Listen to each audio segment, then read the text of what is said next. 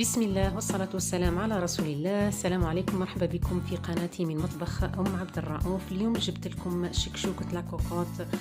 المقادير نتاعها اللي هي كمية من البطاطا المقطعة بهذه الطريقة هذه كما راكم تلاحظوا. عندنا 3 حبات جريوات مقطعين بهذه الطريقة. عندنا هنايا حبة تاع طماطم كبيرة مقطعة بهذه الطريقة هذه مع 2 سنات ولا فصوص نتاع الثوم مقطعين. عندنا حبة بصل مقطعة بهذه الطريقة شرائح. عندنا 2 حبات فلفل حار مقطعين بهذه الطريقة. 3 حبات فلفل حار. عندي كمية من الزيت حوالي ربع كاس زيت. عندي نصف ملعقة كبيرة ملح، ملعقة صغيرة كزبر، وربع ملعقة صغيرة فلفل أسود. نمر مباشرة لتحضير هذه الوصفة. نحط أولا الزيت، كمية تاع الزيت،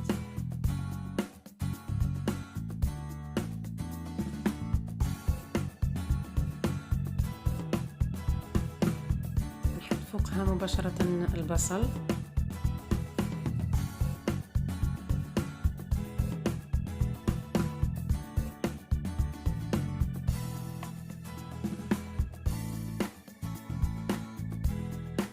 نزيد فوقها حبة نتاع الطماطم والثوم المقطعين، لانه البصل والطماطم راح يطلقوا الماء نتاعهم، هذاك راح يخلي الشكشوكه طيب لا بدون قطرة ماء.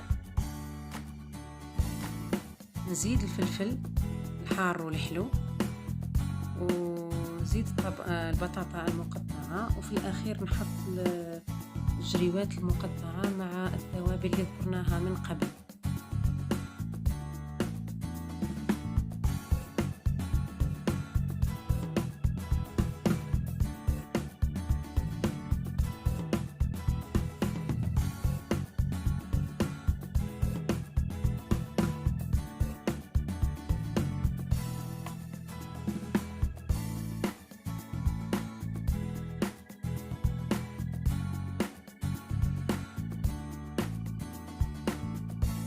بعد ما حطيت كل الخضر نغلق لاكوكوت ونحطها على نار هادية مدة ربع ساعة إلى 20 دقيقة.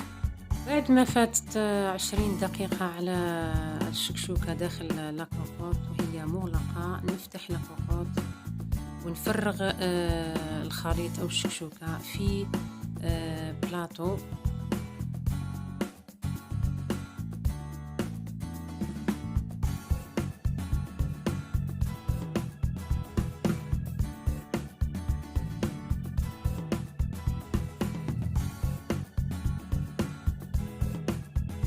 نأخذ حبات البيض نخلطها ونوزعها على الشكشوكة في البلاطو.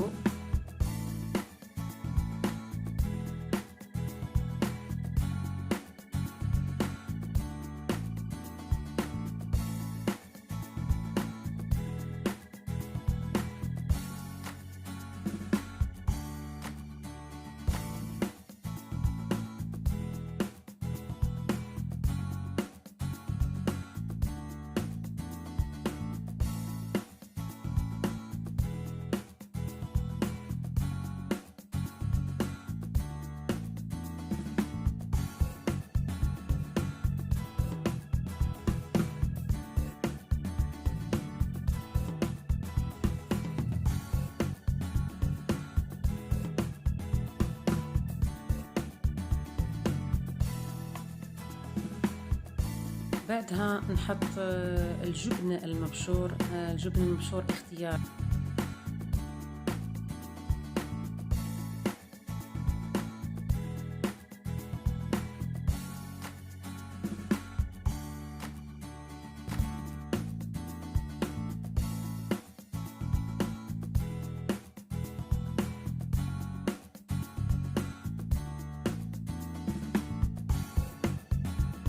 نحط البلاطو في الفرن مدة 5 دقائق من تحت، تشعليله من تحت، بعدها نشعلوله من فوق باش يحمر.